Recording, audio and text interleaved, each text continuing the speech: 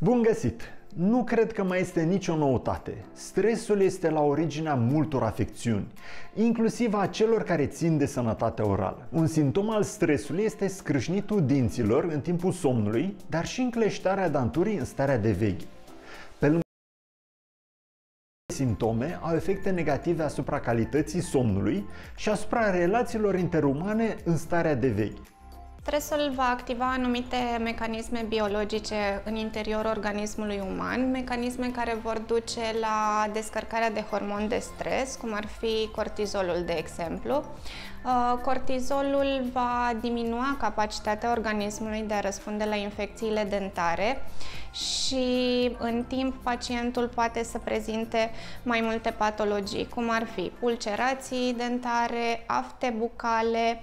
Totodată, o cantitate crescută de cortizol va duce la reducerea fluxului salivar, fenomen care este denumit sub numele de xerostomie.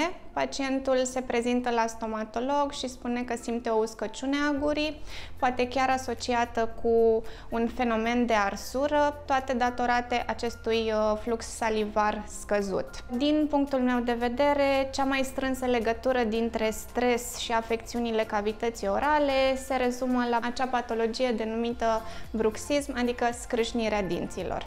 Bruxismul poate fi nocturn, adică se manifestă în timpul somnului, iar pacientul nu-l conștientizează, sau diurn, caracterizat de o încleștare a arcadelor dentare și care apare de obicei în momentele de stres din timpul zilei. Spre deosebire de bruxismul nocturn, acest bruxism diurn poate să fie simțit de pacient, iar în momentul în care resimte tensiune la nivelul musculaturii faciale, când simte că stă cu dinții încleștați, prin câteva mișcări de închidere-deschidere, repunem în circulație fluxul sanguin, astfel încât simptomatologia să dispară. Dacă ne gândim la factorii care ar putea declanșa apariția bruxismului dentar, primul factor incriminat este factorul stres, factorul emoțional pe care, din păcate, nu putem să-l controlăm în totalitate. Bruxismul mai poate apărea în condiții de efort fizic intens și aici menționăm sportivii de performanță.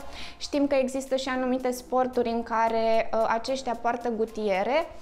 Gutierele respective au dublu rol. Un rol de protecție împotriva loviturilor, dar și un rol de protecție împotriva acestui bruxism. Sunt și anumite alimente care pot declanșa bruxismul, substanțele stimulante, cum ar fi cafeina sau consumul crescut de alcool, poate să declanșeze apariția bruxismului, la fel și unele medicamente sau afecțiuni generale.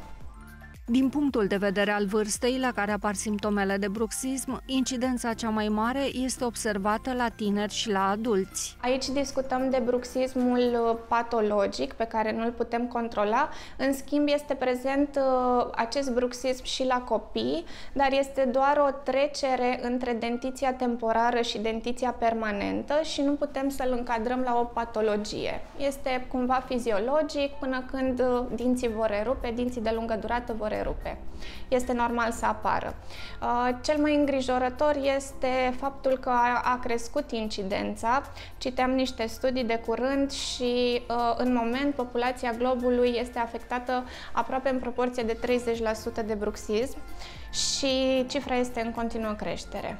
Pentru a preveni problemele dentare provocate de bruxism, pacientul trebuie să se prezinte la medicul stomatolog înainte ca dinții să-și piardă semnificativ din volumul inițial. O să refacem volumul pierdut prin tehnici minim-invazive, probabil vom reface morfologia dinților prin materiale compozite, acele materiale din care se fac și plombele, iar rezultatul obținut va fi menținut pe termen lung de către pacient prin purtarea de gutiere. Acesta va avea obligativitatea de a dormi cu gutiere tocmai pentru a menține rezultatele obținute. Din păcate, atunci când nu surprindem bruxismul în faza incipientă și lucrurile au avansat destul de mult, ducând la o pierdere dentară poate de jumătate din volumul inițial al dinților sau mai mult decât atât.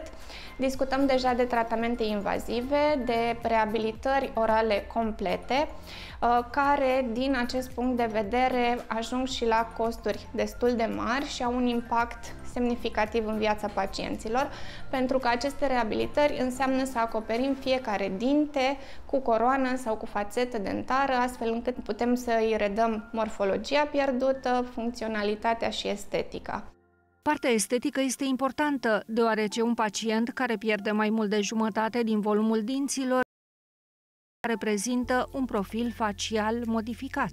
Are un aspect îmbătrânit, tocmai pentru că etajul inferior al feței a fost și el pierdut prin pierderea volumului dinților, aspect îmbătrânit care nu este deloc în concordanță cu vârsta, pentru că, așa cum spuneam, de cele mai multe ori pacienții tineri sunt pacienți care suferă de bruxism, iar aspectul facial îmbătrânit nu este caracteristic vârstei. Un alt efect negativ important al bruxismului este și afectarea calității somnului. Atunci când discutăm de lipsa somnului, ca efecte asupra organismului în general, noi oferim acestuia capacitatea de a se vindeca, capacitatea celulelor de a se vindeca pe seama fondului de stres pe parcursul zilei.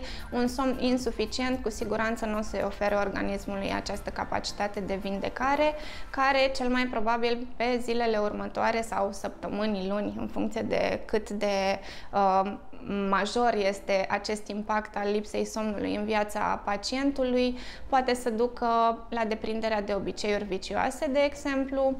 Lipsa de energie o să-l facă pe pacient să consume alimente bogate în glucide, alimente bogate în zahăr, tocmai pentru a compensa energia pe care nu îi oferă un somn calitativ.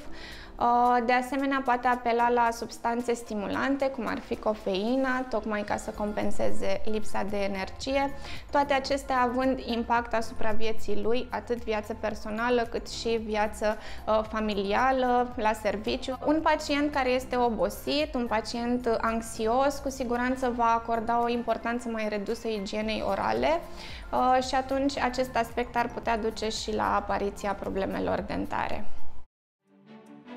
Programare în 24 de ore? Dinți fix tot în 24 de ore? Află că se poate!